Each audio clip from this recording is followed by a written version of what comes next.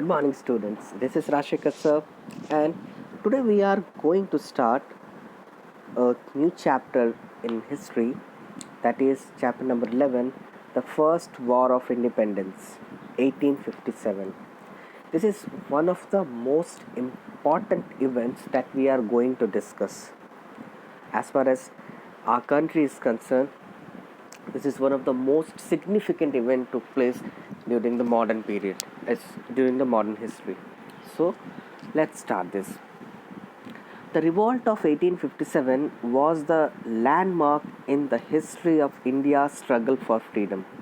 It started on May 10th, 1857, with the mutiny of soldiers in Meerut cantonment. The revolutionary soldiers marched towards Delhi.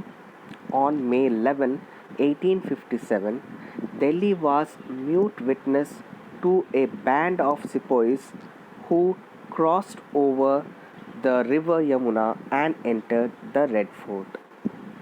They appealed to the aged Mughal Emperor Bahadur Shah Zafar II, remember, an emperor without an authority, to take over the leadership of the revolt.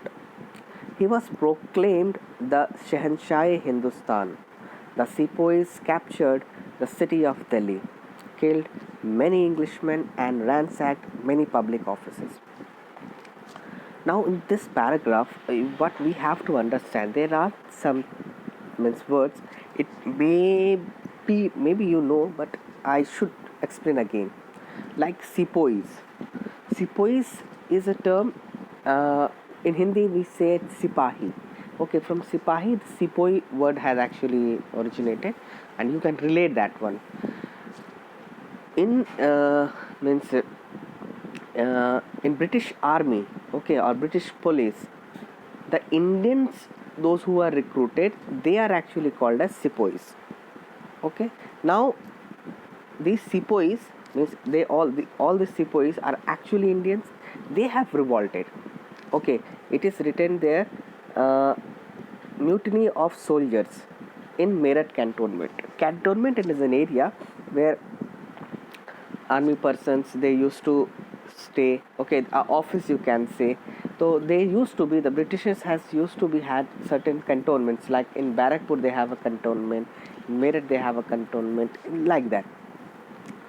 So when this revolt was started, this started on May 10th, 1857, with the mutiny of soldiers in Meerut cantonment.